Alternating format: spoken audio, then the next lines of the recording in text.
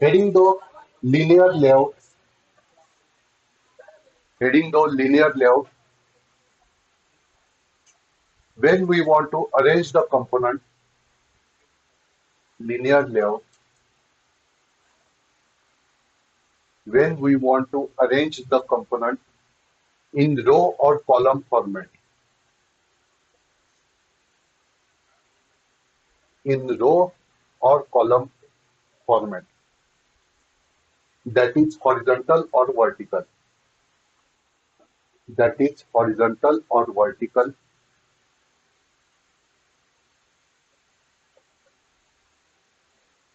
Next line पे linear layout, linear layout required Android, छोटा Android, Android colon dot dot वाला colon, orientation,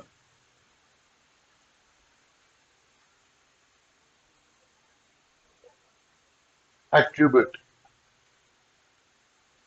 Android colon orientation attribute with vertical or horizontal value, with vertical or horizontal value. Next line पे if we skip the orientation attribute, if we skip the orientation attribute,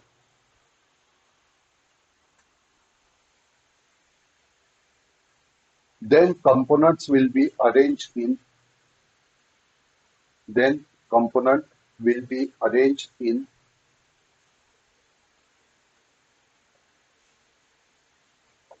horizontal format, then components will be arranged in horizontal format. Linear layout आपका concept होता है linear layout. Linear layout मैंने बताया आपके जो component है वो आपको हॉरिजॉन्टल या वर्टिकल इस फॉर्मेट में अगर मुझे कंपोनेंट को शो करना है तो फिर आपको लीनियर लेआउट यूज करना है। पूरा पहले का ही प्रोग्राम है भाई, पूरा पहले का ही प्रोग्राम है। यहाँ पर मैंने लिखा लीनियर लेआउट, लीनियर लेआउट लिखा यानी कि वो लीनियर लेआउट हो गया।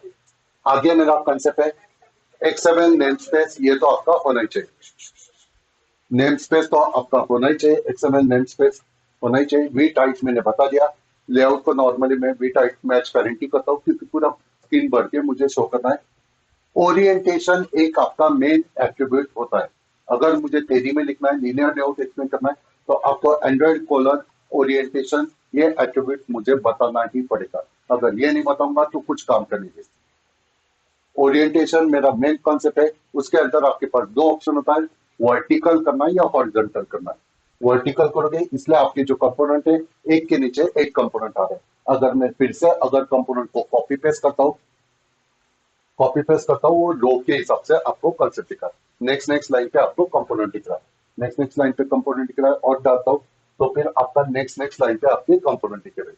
यह आपका फॉर्मेट है। तो ओरिएंटेशन यानी कि आपका लीनियर लेआउट जो होता है वो आपका रो के हिसाब से आपको कंपोनेंट दिखाएगा। वर्टिकल बात किया तो आपको रो के हिसाब से दिखाएगा। सेम है अगर मैंने यहाँ पर हॉरिजॉन्टल लिखा, छोटा हॉरिजॉन्टल होता है, अगर हॉरिजॉन्टल लिखा तो आपको कॉलम के हिसाब से आपको शो करेगा यानी कि हॉरिजॉन्टल फॉर्मेट में दिखाएगा। अभी आपको जो कंपोनेंट दिखाना है वो कर भाई, जैसे आपको डिजाइन करना है वैसे कर। सर लेकिन मुझे एक रो में बहुत सारे 3-4 कंपोनेंट दिखाना है फिर बाकी के कंपोनेंट नेक्स्ट लाइन पे दिखाना है, ऐसे कंसेप्ट होगा नहीं। फिर आपको नेस्टिंग का कंसेप्ट अप्लाई करना पड़ेगा, तो कॉम्प्लिकेटेड डिजाइन हो जाएगा। हाँ, तो पहले ये बेसिक है, फिर आपका जो रियल लाइफ का आपका फाइनल पेपर आएगा तब फिर वो कंसेप्ट हम देखने वाले हैं, तब फिर हम कंसेप्ट देखेंगे। अभी तो आपका बेसिक कंसेप्ट होता है, हॉरिजॉन्टल लिखोगे सारा एक ही रो में सारे कंपोनेंट दिखाएंगे, वर्टिकल लिखोगे तो एक के नीचे एक कंपोनेंट आएगा, फिर आप वो एक ही रो में मल्टीपल कंपोनेंट डाल नहीं सकते, इजीली वो कंसेप्ट पॉसिबल नहीं होगा।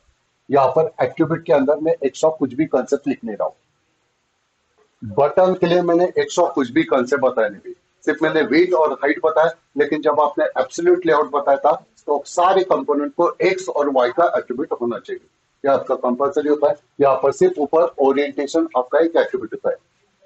एब्सोल्यूट लेआउट में, लेआउट के अंदर मैंने कोई भी एक्स्ट्रा एट्रीब्यूट डाला नहीं था। तो आपका डिफरेंस होता है लीनियर लेआउट, एक के नीचे एक कंपोनेंट आएगा, हॉरिजॉन्टल आएगा, नहीं तो वर्टिकल आएगा। आपने डायग्राम निकाला है भाई, डायग्राम निकाला है, डायग्राम निकाल लो। जो कंपोनेंट वर्टिकल लिखा होता है आपने शायद, तो एक के नीचे एक कंपोनेंट आएगा। या आपका फॉर्मेट है। आगे का हेडिंग दो, आगे हेडिंग दो। अभी ये डिफिकल्ट लेवल पे आप आ गए। आगे कौन से पता है? Relative layout, relative layout. when we want to arrange the component when we want to arrange the component with reference to other component, with reference to other component, next line पे, next line पे, we can arrange the component, we can arrange the component to left, right, above, below of other component, of other component और parent, और parent. Relative layout के अंदर आपको ID का compulsory आ जाता है, क्योंकि अदर कंपोनेंट के लेफ्ट में जाना है, राइट में जाना है, ऊपर जाना है, नीचे जाना है, कुछ तो आपको पोजीशन देना है। तो अदर कंपोनेंट कौन सा है तो उसको आईडी से आप बताओगे। इस कंपोनेंट के आगे मुझे बैठना है, इस कंपोनेंट के पीछे बैठना है, इसके लेफ्ट साइड में बैठना है, इसके राइट साइड में बैठना है। ऐसे कुछ तो आपको डिसाइड करना है। तो इसके लिए आपको आईडी आपको देना पड़ेगा। वैसे बाकी के लेआउट में भी मैंने बात किया, आईडी तो एक आपका कंपलसरी एट्रीब्यूट होता है, वो तो देना ही चाहिए। अगर मुझे स्किप करना है तो अदर कंपोनेंट में स्किप कर सकता हूँ, लेकिन रिलेटिव में वो कंपलसरी आ जाता है। नहीं तो आईडी नहीं दोगे तो आप किसका रेफरेंस के हिसाब से क्या बताओगे भाई? तो आईडी तो मुझे देना पड़ेगा। अभी अच्छी तरह से देख, मैं यहाँ पर कंसेप्ट बताता हूँ, आईडी दे देता हूँ। एड प्लस आईडी, इससे ही आप एक स्टैंडर्ड आईडी आप दे सकते हो। यस, कभी भी आईडी देना है तो यही आपको कंसेप्ट लिखना पड़ेगा। आईडी क्या देना है?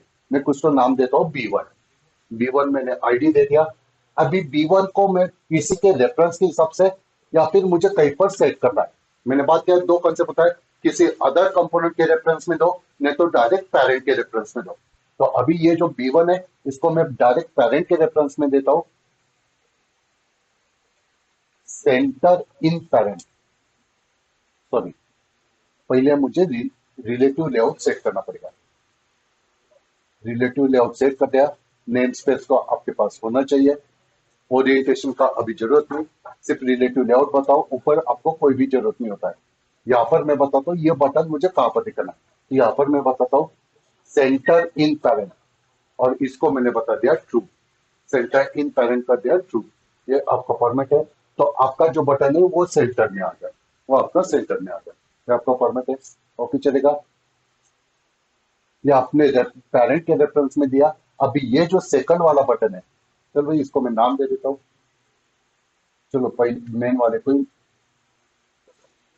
ये जो कंपोनेंट है ये मेरा न्यू वाला कंपोनेंट है। मैंने उसको कुछ भी बता नहीं तो टॉप लेफ्ट में वो जाकर बैठेगा, टॉप लेफ्ट में जाकर बैठेगा। यदि में आप ये भी पॉइंट ऐड करोगे, रिलेटिव लेआउट में अगर कुछ भी अगर मेंशन नहीं करोगे तो टॉप लेफ्ट में आपको जाकर बैठेगा। मोस्ट ऑफ सारे लेआउट के अंदर यही कंसेप्ट पता है। अगर आप कुछ ऑर्डर नहीं बताते हो, प्रॉपर स्टेटमेंट नहीं बताते हो, तो स्क्रीन के टॉप लेफ्ट में जाकर बैठेगा, सबसे टॉप लेवल पे लेफ्ट साइड में। अभी मुझे ये बटन को कहां पर डालना है? ये जो आपका बटन है रेफरेंस वाला बटन, इसके नीचे डालना है, इसके एग्जैक्टली नीचे, जहां पर मेरा बटन खत्म हो रहा है उसके नीचे डालना है। तो आपका बिलो का एट्रीब्यूट होता है, लेकिन किसके बिलो में? B1 वाले के बिलो में डालना है। तो मैं यहाँ पर एट्रीब्यूट ऐड करता हूँ। ये जो रिलेटिव लेआउट है यहाँ पर मैं बात करता हूँ एट्रीब्यूट लेआउट अंडरस्कोर बिलो। किसके बिलो में? B1 के बिलो में। तो न्यू वाला जो कंपोनेंट है वो आपका जो रेफरेंस वाला बटन है उसके नीचे चला गया। सर उसके एग्जैक्टली बिलो बोले तो जहां पर आपका रेफरेंस वाला कंपोनेंट खत्म हो रहा है उसके एग्जैक्टली नीचे में आ गया। लेफ्ट में आया है, राइट में आया, वो 100 में आपको बताना पड़ेगा। बाय डिफॉल्ट लेफ्ट साइड में होगा। मैंने बात किया बाय डिफॉल्ट टॉप में रहेगा, बाय डिफॉल्ट लेफ्ट में रहेगा, वो तो आपका कंसेप्ट है। फिर अभी वो बाय डिफॉल्ट लेफ्ट में आ गया, सर मुझे राइट में डालना है, तो फिर से आपको वो लिखना पड़ेगा। किसके राइट में? आपके रेफरेंस वाले कंपोनेंट के राइट में डालना है या डायरेक्ट पैरेंट के राइट में डालना है? सर मुझे एकदम एंड में डालना है, तो पैरेंट्स का रेफरेंस देना पड़ेगा। तो यहाँ पर मैं बात करता हूँ, मुझे लेफ्ट में करना है। अलाइन पैरेंट एंड होता है, नहीं तो अलाइन पैरेंट राइट होता है, कैसे भी करो। और यहाँ पर पैरेंट के रेफरेंस में दे रहे हो तो ट्रू फॉल्स होता है, रेफरेंस के हिसाब से दोगे तो आईडी देना पड़ता है। तो यहाँ पर पेरेंट के राइट में डालना है, तो आपका डायरेक्ट राइट में चला गया। बाय डिफॉल्ट लेफ्ट में होता है, बाय डिफॉल्ट लेफ्ट में होता है। सिर्फ वे पेरेंट के हिसाब से आप बहुत सारे एट्रीब्यूट को निकाल सकते हो। ये एट्रीब्यूट को आपको एक्सप्लेन करना पड़ेगा, आपको एट्रीब्यूट को एक्सप्लेन करना पड़ेगा। सर ये रेफरेंस बटन के नीचे नहीं, मुझे उसके ऊपर डालना है, उसके ऊपर में डालना है। तो आप क्या लिखोगे भाई? बिलो की जगह पर अबव लिख, अबव लिखता हूं, तो आपका जो रेफरेंस बटन है उसके ऊपर चला गया, उसके ऊपर चला गया। सर ये जो कंपोनेंट है, ये जो रेंज है ना, ये जो आपका रेफरेंस कंपोनेंट है उसके बाजू में जहां पर आपका रेफरेंस बटन खत्म होता है उसी के राइट में मुझे चाहिए। डायरेक्ट पेरेंट के राइट में नहीं चाहिए, रेफरेंस बटन के राइट में चाहिए। तो आपको यहां पर बताना पड़ेगा अलाइन पेरेंट नहीं होता है, तो इसके लिए एट्रीब्यूट होता है रेफरेंस बटन के ऊपर तो चाहिए, लेकिन रेफरेंस बटन के एंड में भी होना चाहिए। तो यहां पर आपको बताना पड़ेगा टू एंड ऑफ, नहीं तो टू राइट ऑफ, दोनों बात कर सकते हैं, एक ही कंसेप्ट होता है। तो मैं राइट में बताता हूँ, चल भाई एंड में बताता हूँ, एक ही वर्ड है। किसके एंड में होना चाहिए? जहां पर मेरा B1 एंड होता है वहां पर मैं स्टार्ट होना चाहिए। जहां पर मेरा बी रेफरेंस वाला कंपोनेंट खत्म हो रहा है वहां पर मैं स्टार्ट होना चाहिए। टू एंड ऑफ ये आपका कंसेप्ट होता है, नहीं तो टू राइट ऑफ भी सेम कंसेप्ट होता है, सेम आपका फॉर्मेट है। अभी देखो मैं एक काम करता हूँ, ऊपर वाला जो कंपोनेंट है ना उसका थोड़ा वेट बढ़ा देता हूँ, 300 dp। थोड़ा आपका कंपोनेंट बड़ा हो गया, मैंने बात किया उसके राइट में जाना चाहिए। लेकिन अभी मुझे क्या काम करना है? जहां पर मेरा रेफरेंस वाला कंपोनेंट खत्म हो रहा है वहां पर मुझे भी खत्म करना है। जब मेरे सर का बैच खत्म होगा तब मेरा भी बैच खत्म हो जाएगा, तब मेरा भी बैच खत्म होगा। जब सर निकल जाएंगे तब मैं भी निकल जाऊंगा, सर के साथ ही मैं निकल जाऊंगा। तो ऐसे आपका कंसेप्ट है। तो जहां पर आपका ये रेफरेंस वाला कंपोनेंट खत्म होता है वहीं पर मैं भी खत्म होना चाहिए, वहां पर मैं भी खत्म होना चाहिए। अभी आपने क्या बात किया? जहां पर पैरेंट खत्म हो रहा है, रेफरेंस खत्म हो रहा है, वहां पर मैं स्टार्ट होने वाला हूँ, वहां पर मैं स्टार्ट होने वाला हूं। अभी मुझे वहां पर नहीं, जहां पर कर्सर खत्म होंगे, रेफरेंस खत्म होगा वहीं पर मैं खत्म होगा। ये आपका कंसेप्ट है। तो यहाँ पर मैं यानी कि मुझे कंपोनेंट को इधर रखना है, इधर मुझे कंपोनेंट रखना है। स्टार्ट कहीं पर भी होगा रेफरेंस, लेकिन खत्म कहाँ पर होना है? मेरे पेरेंट के साथ ही मुझे खत्म होना है। बस क्लास को मैं कभी भी आऊंगा, लेकिन जब छोटे क्लास छूटेगा तभी मैं भी निकल जाऊंगा। तो इस टाइम पे आपको अलाइन राइट करना पड़ेगा, अलाइन राइट करना पड़ेगा। इसके राइट में भी, इस रेफरेंस के राइट में। तो ये आपका कंसेप्ट है। अलाइन राइट बोले तो जहां पर रेफरेंस वाला खत्म होगा वहां पर मैं भी खत्म होगा। ऐसे आप मल्टीपल एट्रीब्यूट को कंबाइन कर सकते हो। आपका डिजाइन कैसे है वैसे आपको बताना पड़ेगा। थोड़ा सा आपको डेमो के हिसाब से एक थोड़ा सा एग्जाम्पल देना पड़ेगा। ये आपका फॉर्मेट है। डाउट होगा तो पूछ। फिर आपके पास ये जो कंसेप्ट है, फिर आपको हाई लेवल के वो लेआउट यूज करने पड़ते हैं। बस जो आपकी डाउट वगैरह है उसके लिए भी वो कंसेप्ट है, लेकिन फिर वो आपको हाई लेवल का लेआउट यूज करना पड़ेगा। वो आपका सिलेबस ही नहीं, वो आपका कंसेंट लेआउट होता है। जहां पर स्टार्ट है फिर कनेक्शन करना पड़ता है, जहां पर मैं स्टार्ट हुआ वहां पर ही स्टार्ट कर, जहां पर खत्म हो रहा है वहीं पर खत्म कर। तो आपको स्ट्रिंग लेआउट में आपको आगे के पार्ट में लिखा था वो लेआउट वगैरह जो आप करना है वहां पर मैं लिखा था, वो कनेक्शन करना पड़ता है। यहाँ पर देखो आपके पास एट्रीब्यूट होता है सेंटर अंडर वर्ड हॉरिजॉन्टल। पहले एंड्रॉइड अंडरस्कोर लेआउट, ये तो आपका कंसेप्ट है भाई। मैं शॉर्टकट में यहाँ पर एट्रीब्यूट बता रहा हूँ, नोट्स में थोड़ा देखना पड़ेगा। सेंटर हॉरिजॉन्टल यानी कि आपको पता है भाई, जो आपका पेरेंट है, अभी ये जो एट्रीब्यूट है जहां पर आपको बुलियन दिख रहा है, बुलबुल दिख रहा है, यानी कि वो पेरेंट के रेफरेंस से दिख रहा है। पेरेंट का जो बिट है उसके बराबर सेंटर में दिखाना है। सेंटर वर्टिकल बोले तो जो पेरेंट का हाइट है उसके सेंटर में दिखाना है, पेरेंट के हाइट के बराबर सेंटर में दिखाना है। ये आपका फॉर्मेट है। अगर मुझे दोनों को कंबाइन करना है तो आपके पास ऑप्शन है, तो आपके पास ऑप्शन है सेंटर इन पेरेंट। मैंने कोड के अंदर सेंटर इन पेरेंट भी बताया था, उसको ट्रू किया था इसलिए वो सेंटर में आ गया। दोनों का कॉम्बिनेशन है, दोनों का कॉम्बिनेशन। आगे आपका कंसेप्ट होता है टू लेफ्ट ऑफ, नहीं तो टू स्टार्ट ऑफ। दोनों का एक ही मीनिंग होता है, एक ही नाम है, सिर्फ वो नाम चेंज कर दिया। To laptop to start off, यानी कि यहाँ पर आईडी लिखा है, यानी कि रेफरेंस कंपोनेंट को बात करें। अभी मेरा रेफरेंस कंपोनेंट यही है, टू लैपटॉप। इसका मतलब होता है जहां पर रेफरेंस कंपोनेंट स्टार्ट हो रहा है उससे उसके लेफ्ट साइड में मुझे खत्म करना है, जहां पर रेफरेंस स्टार्ट हो रहा है उससे पहले मुझे खत्म करना है। ये आपका फॉर्मेट है। जब नेक्स्ट बैच स्टार्ट होगा उससे पहले मुझे आपका बैच खत्म कर देना है, ये आपका फॉर्मेट है। तो वैसे ही टू लैपटॉप होता है, सेम वे उसी के अपोजिट में टू राइट ऑफ, जो मैंने आपको बताया था, जहां पर रेफरेंस कंपोनेंट खत्म होगा वहां पर मेरा कंपोनेंट स्टार्ट होगा, ये आपका फॉर्मेट।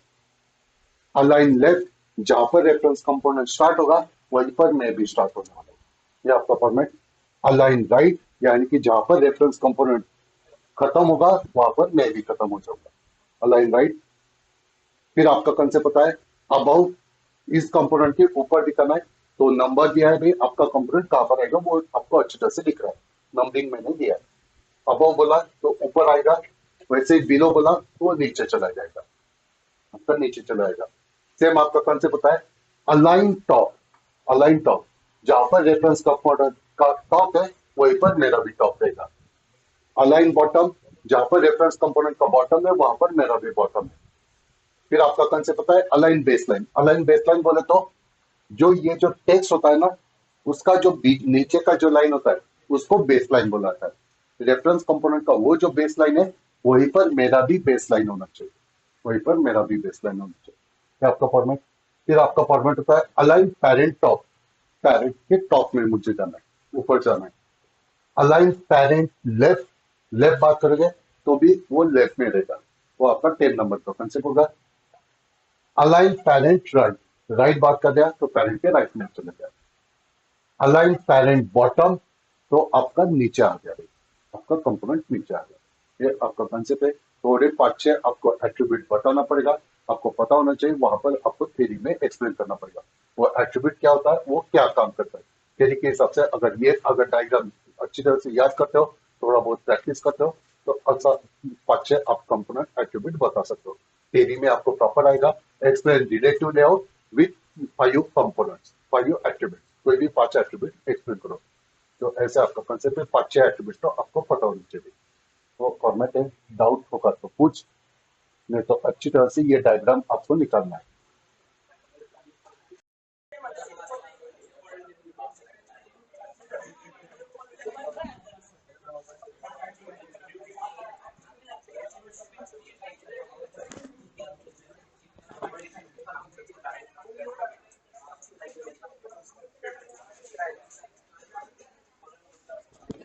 हो गया इसका।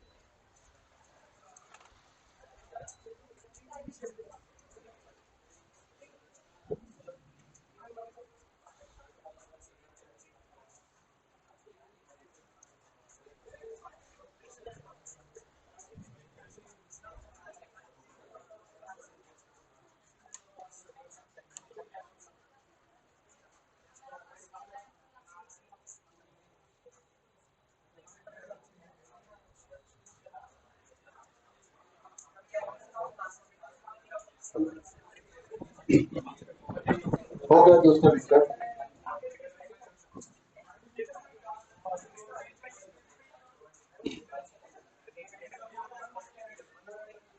ओके, रिलेटिव लेआउट के अंदर ये आपके एक्टिविटी होते हैं, ये आपको कंसेप्ट देखना है, थोड़ा मैंने कल से बताया।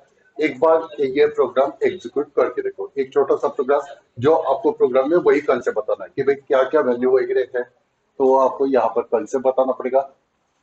उसका एक प्रोग्राम मैंने छोटा सा यहाँ पर डेमो के हिसाब से बता दिया।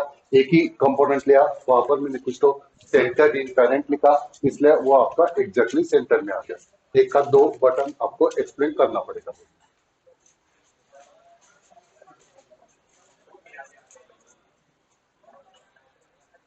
आगे का कंपोनेंट होता है, दो कंपोनेंट हम देखेंगे, और फिर खत्म। 90% आपका चैप्टर यहाँ पर, इस चैप्टर में, थर्ड चैप्टर में यही कंसेप्ट है। दो आपके फॉर्मेट है।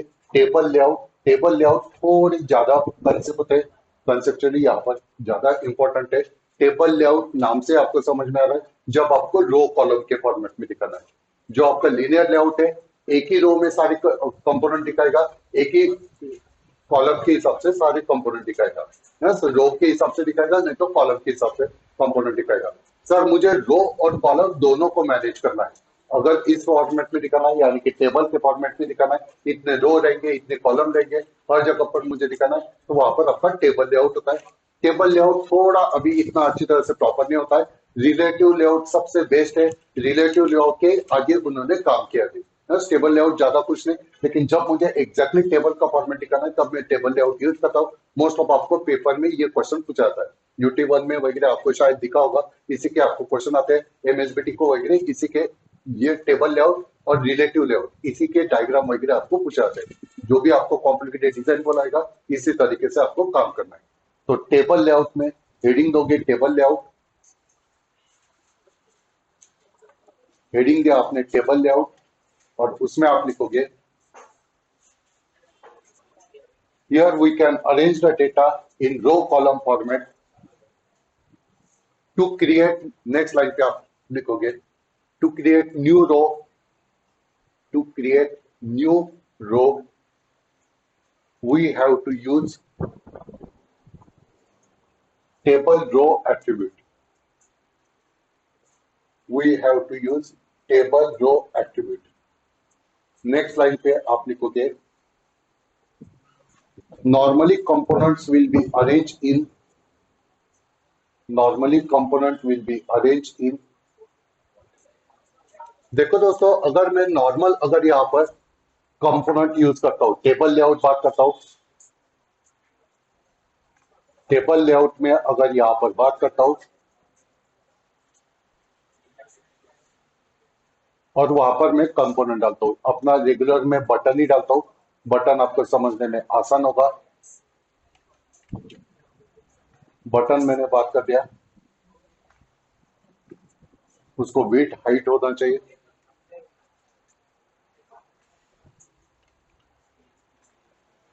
वेट अगर मैं देता हूँ, रैप कंटेंट हाइट में देता हूँ, राइट कंटेंट वेट अगर मैंने सेट कर दिया, ओके, यहाँ पर मैंने वेट दे दिया, लेकिन वो प्रॉपर वे से आपको दिखा नहीं गई, प्रॉपर वे से आपको दिखा नहीं। आपका कंपोनेंट तो बड़ा ही दिख रहा है। टेबल लेआउट में वो वेट अच्छी तरह से काम नहीं करेगा जब तक वहां पर प्रॉपर वे से आप डिजाइन नहीं करते हो। तो मैं एक और बटन देता हूँ, एक और बटन देता हूँ, ओके चलेगा। 3 मैंने यहाँ पर बटन दिए, इसको ना मैं टेक्स्ट देता हूँ, तो फिर वो आपका कंफ्यूजन होगा। टेक्स्ट देता हूँ, उसको मैं B1 नाम, 1 नाम दे दिया, और 2, 3 आपको बटन दिखे। अगर टेबल लेआउट के अंदर डायरेक्ट में कंपोनेंट डालता हूँ, तो रो के हिसाब से आपका कंपोनेंट अरेंज होती जाएगा, रो के हिसाब से आपका कंपोनेंट अरेंज होती जाएगा। यहाँ पर मैंने 100 कुछ भी लिखा नहीं, 100 कुछ भी लिखा नहीं। अगर मुझे ये सारा जो कंसेप्ट है, एक ही रो में मुझे 3 बटन चाहिए, एक ही रो में मुझे 3 बटन चाहिए, तो उस सिचुएशन पे आपको यहाँ पर ऐड करना पड़ेगा टेबल रो, आपका एट्रीब्यूट होता है। टेबल रो करके एट्रीब्यूट होता है, इसको यहां से स्टार्ट करूंगा और खत्म करूंगा, और उसके अंदर 3 बटन डालने हैं। ये जो टेबल रो है उसके अंदर ये तीनों बटन है, पहला बटन, दूसरा बटन और तीसरा बटन, ये टेबल रो के अंदर है। तो जब मैंने टेबल रो के अंदर लिखा, तो तीनों बटन कॉलम के हिसाब से आपके अरेंज हो गए। अगर मैंने टेबल रो का कंसेप्ट ऐड ही नहीं किया, तो फिर आपके कंपोनेंट रो के हिसाब से ऐड होंगे। लेकिन प्रॉपर डिजाइन करना है तो पहले एक रो बना और फिर उसके अंदर आपको कंपोनेंट डालना है, तो फिर आपका वो प्रॉपर वे से अरेंज होगा। और फिर अभी आपको ये कंपोनेंट को कैसे दिखाना है ये बाद में डिसाइड करो। अभी मैं थोड़ा एक और काम करता हूँ, एक और रो मैंने बना लिया, एक और रो मैंने बना लिया। थोड़ी ज्यादा कंपोनेंट है तो ही आपको थोड़ा प्रॉपर वे से कंसेप्ट समझ में आएगा। 1 2 3, उसके बाद इसको नाम देना है मुझे, इसको मैं 4 नाम देता हूँ, इसको मैं 5 नाम देता हूँ, इसको मैं 6 नाम देता हूँ। 6 मैंने बटन अप्लाई किए, 6 मैंने यहाँ पर बटन अप्लाई किए। फिर यहाँ पर मैंने बटन ऐड किया। अभी देख भाई, जो आपका वेट है भाई, पूरा आपका वेट थोड़ा एक्स्ट्रा आपका बचा है भाई, इधर का आपका थोड़ा जगह बचा है भाई, बस एक कंपोनेंट के लिए। सर लेकिन मुझे वहां पर कंपोनेंट को ऐड नहीं करना है, वहां पर मुझे कंपोनेंट को ऐड नहीं करना है। ये जो तीन बटन है इसी ने मेरा पूरा वेट ऑक्यूपाई करना चाहिए।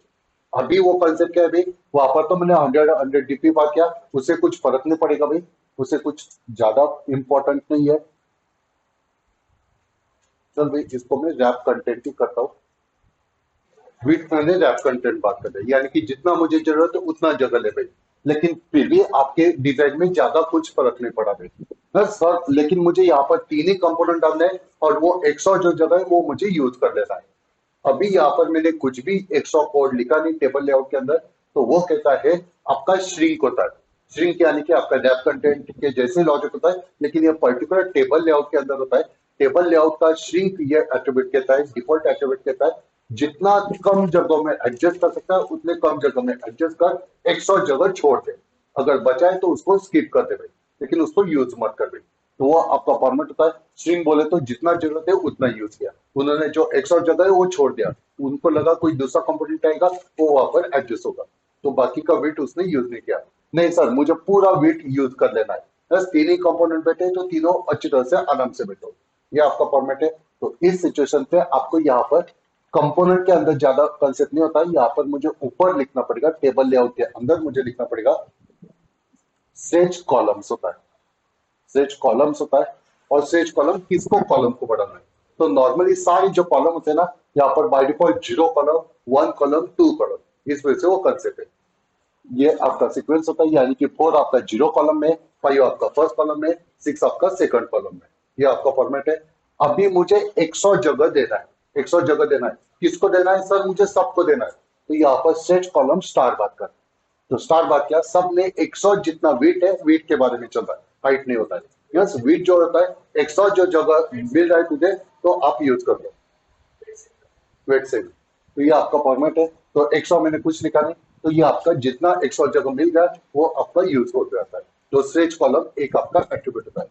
लेकिन नहीं सर मुझे सबको 100 जगह नहीं लेना है, 1, 4 और 6 को तो मुझे रेगुलरली जगह देना है, जितना उसको चाहिए उतना ही जगह देना है।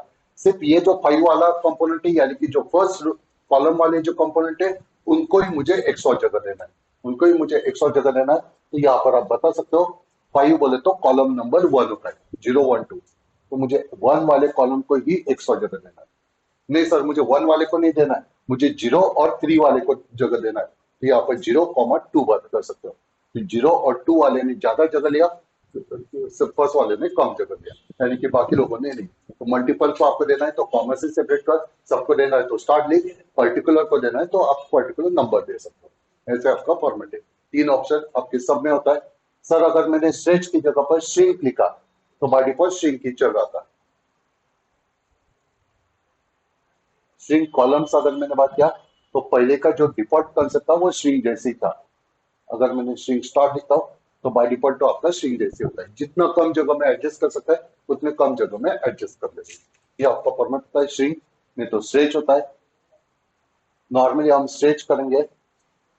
अब क्या अभी डिजाइन कैसे करना है उसके ऊपर है, आपको जो थ्योरी में आपको सारा कंसेप्ट बता देना है। स्ट्रेच कॉलम में स्टार्ट करता हूँ तो सबको अच्छी तरह से जगह मिल गया, सबको अच्छी तरह से जगह मिल गया। अभी इसके अंदर और एक कंसेप्ट होता है जो मैंने कॉल स्पैन बात किया।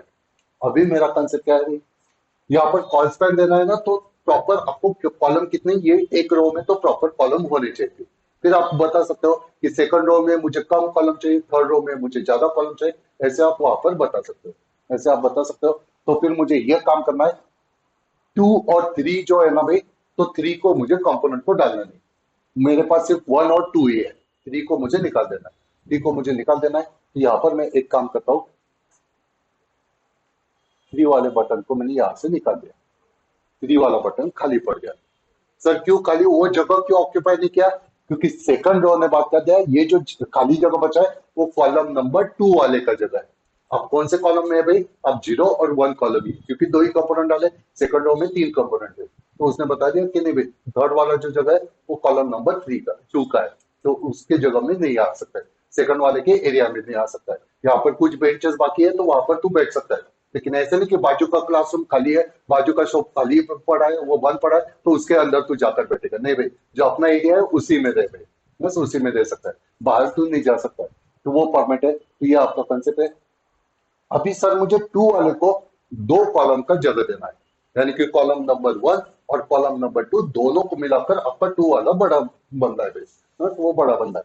तो उसको मुझे लिखना पड़ेगा, यहाँ पर आपको देना पड़ेगा span, layout underscore span, sorry not call span नहीं होता है भाई, लेआउट अंडरस्कोर स्पैन होता है, वहां पर चेंज कर दो, लेआउट अंडरस्कोर स्पैन होगा।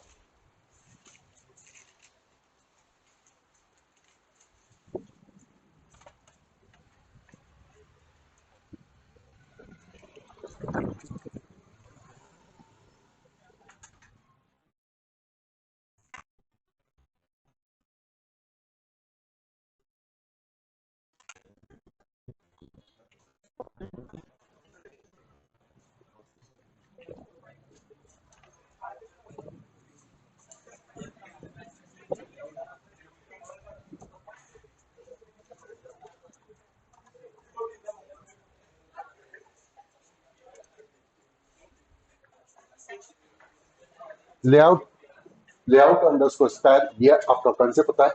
लेआउट स्पैन में मुझे करना है, मुझे दो कॉलम का जगह उसको देना है, तो यहाँ पर मैं टू लिखता हूँ। टू बोले तो जो वो वाला टू वाला जो कंपोनेंट है उसमें कॉलम वन और कॉलम टू, दो कॉलम का जगह एक को ही मिला, तो ये आपका लेआउट स्पैन, ये आपको परमानेंट करना है। डिजाइन में आपको बताना पड़ेगा कैसे आपको काम करना है। अभी सर मुझे ये तो काम हो गया, लेकिन अभी मुझे क्या करना है, ये फोर वाले को मुझे गायब करना है, फोर वाले को गायब करना है। तो आप बेसिक बोलोगे सर फोर वाले को गायब कर देता हूँ, आशीष बताएगा क्या करेंगे। फोर वाले को गायब करना है, फोर वाले को मैंने गायब कर दिया, लेकिन फिर क्या हुआ, फाइव वाला फोर की जगह पर आ गया, सिक्स वाला उसके फाइव की जगह पर आ गया, लेकिन फोर का जो जगह था वो मुझे खाली रखना है। तो फिर क्या आप करोगे, आशीष बताएगा।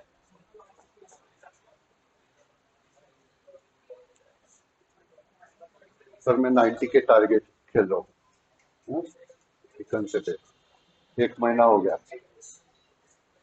तो क्या करोगे उज्जवल भाई, उज्जवल क्या करे बोल, बता, आ रहा है।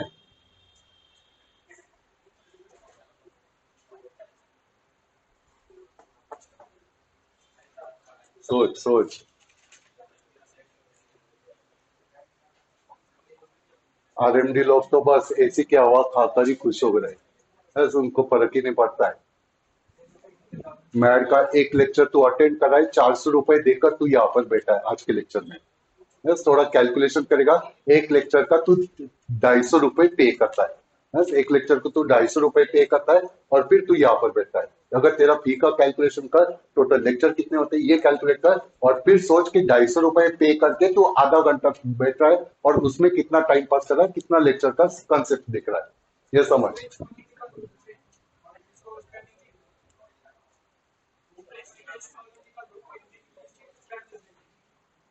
तो यहाँ पर आपको काम करना पड़ेगा, जब मुझे ऐसे कंसेप्ट करना है एग्जैक्टली मुझे बताना पड़ेगा कि भाई एक आधा कॉलम को छोड़ देना है, यानी कि आपका ये छोड़ना है या नहीं छोड़ना है, लेकिन यहाँ पर स्टैंडर्ड फॉर्मेट होता है, सारी जो कंपोनेंट है ना उसको कॉलम नंबर तू खुद से बता दे भाई, कि भाई तू ये कॉलम नंबर वाला बंदा है, तो ये कॉलम नंबर वाला बंदा है, तो फिर आप उसको अच्छी तरह से कंट्रोल कर पाओगे। तो सबको ही देना पड़ता है, चल भाई मैं इसको देता हूँ, ये वाला फाइव वाला जो बटन है ना, ये आपका बाय डिफॉल्ट जीरो पे आ गया, क्योंकि उसका कोई भी कंट्रोलर नहीं है भाई, कोई भी कंट्रोलर नहीं है। तो ये कंसेप्ट कहता है मेरे मर्जी का मैं मालिक हूँ, मुझे लगता है तो मैं एसी ऑन करूंगा, नहीं करता है तो मैं नहीं करूंगा, बस कोई टेंशन नहीं भाई, बस ओके चलेगा। तो मुझे बताना है फाइव, ये जो कॉलम है ये आपका फर्स्ट वाला ही कॉलम है, तो इसको नम कॉलम आपका कंसेप्ट होता है, सॉरी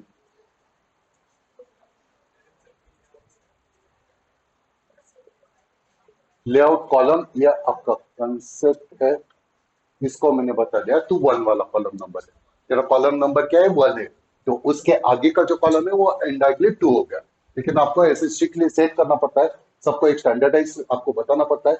लेआउट कॉलम वन, इसको भी वन मत बता, थोड़ा प्रॉपर वे से बता।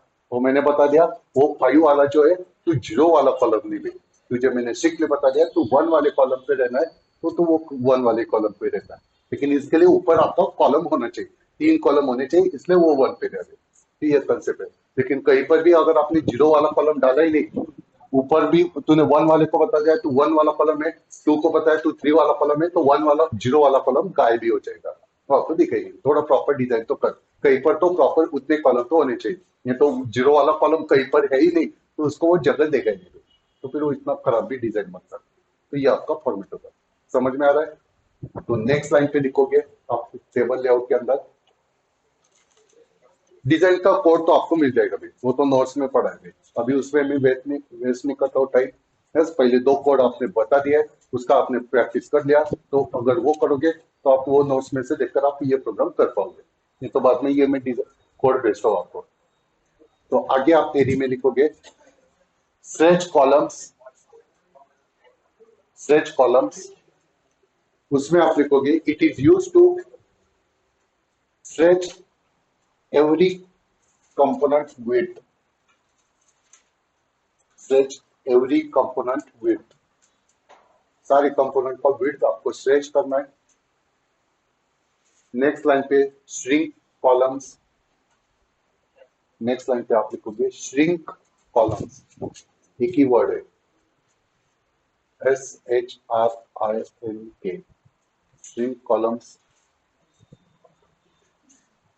इट रिड्यूस और मिनिमाइज, इट रिड्यूस और minimise width of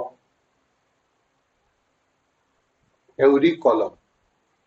every column बोले तो आगे स्टार्ट लिखा तो एवरी कॉलम होगा, नंबर लिखोगे तो कॉलम नंबर ही होगा, तो कैसे लिखना है वो आपकी हिसाब से। ओके चलेगा। नेक्स्ट लाइन पे आप लिखोगे layout underscore column, layout underscore column, it is used to set the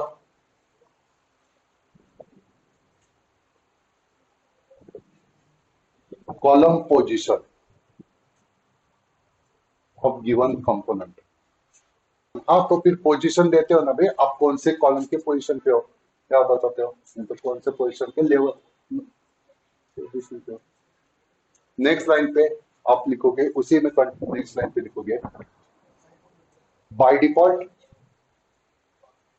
column position, नहीं तो फिर नंबर बात कर सकते हो, starts from 0, column position starts from 0 and incremented by 1। By default आपका 0 पोजीशन पे आपका कॉलम होता है, वहां से आपका कॉलम स्टार्ट होता है और हर बार 1 से इंक्रीमेंट होता है। तो अगर मैंने उसको अगर कॉलम लेआउट अंडरस्कोर कॉलम 1 बात किया तो 6 वाला ऑटोमेटिकली 2 हो जाता है, ऑटोमेटिकली 2 हो जाता है। सर मुझे 2 वाले को भी कैप करके मुझे 3 पे डालना है तो तू 3 डाल सकता है, लेकिन वो इतना अच्छा होगा नहीं भाई। अगर मैं इसको बात करता हूँ 6 वाला डायरेक्ट कॉलम 2 पे नहीं 3 पे, तो अगर इस वजह से बता दिया तो आप देखोगे तो थोड़ा जगह, ये जो छोटा सा जगह है ना, ये आपका कॉलम नंबर 2 का है। कॉलम नंबर 2 वाले को मैंने बताया था 1 और 2 का जगह तुझे देना है।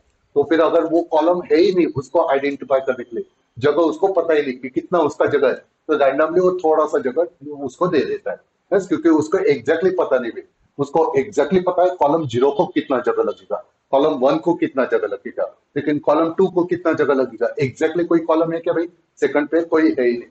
3 वाले को ये, इसलिए 2 वाले को एकदम छोटा सा जगह दे दिया। अगर इसलिए मैंने बात किया हर रो में एक कॉलम तो होना चाहिए, अगर आपको कम ज्यादा अगर कॉलम डाल दे तो कंसेप्ट पता है, इतना कॉम्प्लिकेशन आएगा नहीं आपको, सिर्फ थ्योरी के लिए ये कंसेप्ट बताना है, थ्योरी के लिए ये फॉर्मेट बताना है, तो कंसेप्ट पता है। नेक्स्ट लाइन पे आप लिखोगे लेआउट अंडरस्कोर वेट, नहीं तो वेट लिखोगे it is use to set the, it is used to set the width of given column with respective to row, with respective to row। next line पे weight value range from, weight value range from 0 to 1, 0 से लेके 1 तक। Wait यानी कि ये concept होता है कितना परसेंटेज आपको इंपॉर्टेंस देना है, इंपॉर्टेंस कितना है भाई अदर कंपोनेंट के हिसाब से। इसके लिए आपको प्रॉपर वो उतने कंपोनेंट होने चाहिए। देख भाई एक छोटा सा कंसेप्ट, पहले रो में तो मैंने प्रॉपर 3 कंपोनेंट तो डाल दिए। अभी सेकंड रो में मैं ज्यादा कुछ नहीं बताता हूँ, बाय डिफॉल्ट 2 ही कंपोनेंट डाले तो 2 कंपोनेंट आपके उस रेंज में चले गए। लेकिन अभी मैं यहाँ पर बताता हूँ इसका जो वेट है ना, वेट में बात करता हूँ 1, इसका मैंने वेट कर दिया और इसका मैंने वेट कर दिया। तो ये आपका कंसेप्ट है, ये आपका फॉर्मेट है। नहीं तो अगर इसको मैं कर देता हूँ 0.7, टोटल मैंने वेट 1 रखा, यानी कि 1 यानी कि 100% टोटल वेट है। रो का वेट कितना है भाई 100% वेट है, उसमें से 30% पहले कॉलम को दो, 70% दूसरे कॉलम को दो। सर स्टैन से भी मैं ये काम कर रहा था, लेकिन स्टैन क्या होता है भाई कॉलम का टोटल 100% कॉलम का साइज लेगा या 0% कॉलम का साइज लेगा। वेट से क्या होता है, अभी अगर देखोगे तो 5 को क्या किया भाई, मैंने कॉलम 0 का थोड़ा जगह दिया और कॉलम 1 का थोड़ा जगह दिया, पूरा कॉलम 2 का जगह मिला क्या भाई। अगर इसको लेआउट स्पैन 2 बताता तो यहां तक वो आ जाता, मुझे थोड़ा सा आधा ही कॉलम चाहिए भाई, आधा कॉलम से आप लेआउट स्पैन से कर नहीं सकते हो। तो यहाँ पर वेट होता है, वेट से आप आधा कॉलम का जगह दे सकते हो, 50% का ही कॉलम चाहिए मुझे, तो ऐसे कंसेप्ट आप वेट से कर सकते हो। वेट से कभी आपको वो जगह डिस्ट्रीब्यूट करना है, 50-50 वेट दिया तो बराबर आधे आधे में हो जाएगा।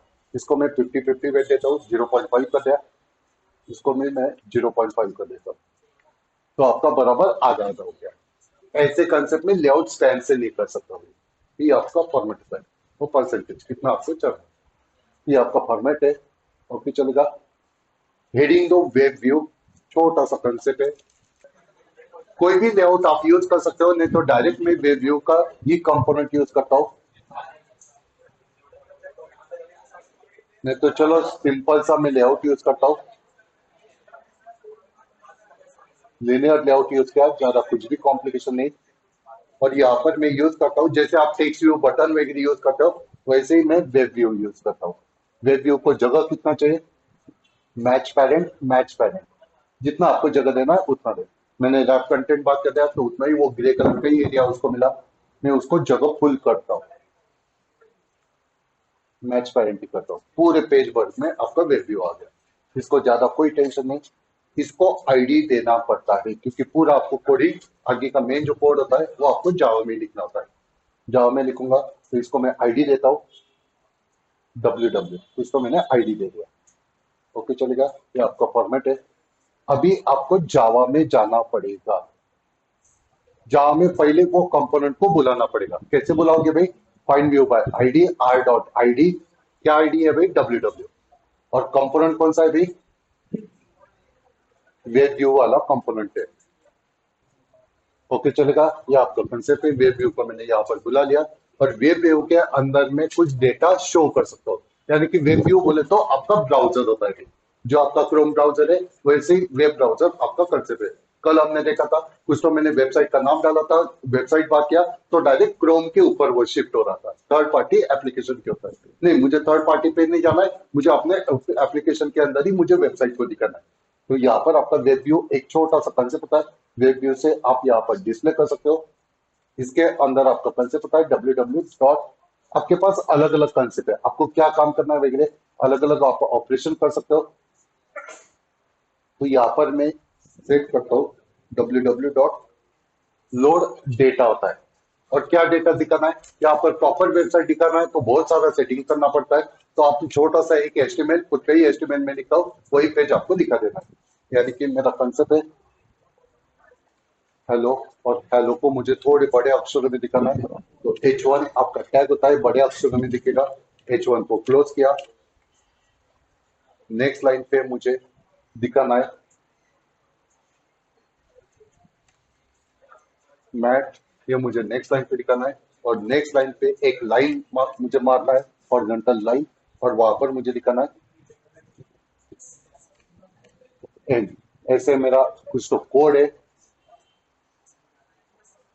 ऐसे कुछ तो मेरा एस्टिमेट का कोड है, और लास्ट में आपका बॉडी खत्म हो रहा है। 2 मिनट का लेक्चर बाकी है और खत्म। बॉडी आपका खत्म हुआ और यहाँ पर HTML भी खत्म हुआ। ये प्रॉपर में HTML का फाइल लिख रहा हूँ, फाइल सेव एज, डेस्कटॉप पे ही मैं सेव करता हूँ। फाइल का नाम है p.html, और फाइल बता दिया, सेव कर लिया। और जैसे ही ये p फाइल को मैं ओपन करता हूँ तो आपका ये आउटपुट दिखा है, ये आपने पूरा HTML का कोड लिखा। अभी मुझे सेम काम करना है, ये जो आउटपुट है ये आपका प्रॉपर वेब ब्राउजर दिखा रहा है, मुझे अभी ये वेब ब्राउजर पे नहीं दिखाना है। ये जो पूरा कोड है मुझे मेरे एप्लीकेशन के ऊपर दिखाना है। तो ये सारा कोड मैं अपने मैड के अंदर लिखता हूँ, मैड के अंदर लिखता हूँ, और इसको मैं एक स्ट्रिंग के अंदर डाल देता हूँ। ये सारा कोड मैंने यहाँ पर लिखा, मैड के अंदर लिखा, इसको एक स्ट्रिंग बना देता हूँ। स्ट्रिंग बोले तो double quotes open, double quotes close, यानी कि वो स्ट्रिंग हो गया। उसको नाम देता हूँ HTML, ऐसे मैंने उसको नाम दे दिया। और ये जो MSG के अंदर मैंने HTML का कोड लिखा है वो आपका लोड डेटा के अंदर डाल देता हूँ। MSG यहाँ पर डाल देता हूँ, यानी कि लोड डेटा के अंदर वो MSG जाएगा और उसको वो लोड करेगा और आपका आउटपुट शो कर देगा। ओके, यहाँ पर ना लोड डेटा के अंदर 3 पैरामीटर होते हैं। लोड डेटा के अंदर 3 पैरामीटर होते हैं। यहाँ पर ये जो है ना, ये HTML का फॉर्मेट होता है, अलग अलग फॉर्मेट। जैसे कल आपने ईमेल देखा था, तो ईमेल को आपने टेक्स्ट HTML कुछ तो बताया था। HTML के अंदर आपका नॉर्मल HTML है, इमेज है, वीडियो है, क्या है, साथ में उसका एनकोडिंग क्या है। तो एनकोडिंग नॉर्मल इंग्लिश लैंग्वेज में लिख रहा हूँ, तो एनकोडिंग यूटिप 8 है, ये बता दिया। इसको मैंने खत्म कर दिया, और जैसे अपना प्रोग्राम में रन करता हूँ आपको आपके मोबाइल में सेम आउटपुट आने वाला है, आपके ब्राउजर में सेम आपको आउटपुट दिखा भाई। यस, यही आपका वेब व्यू होता है।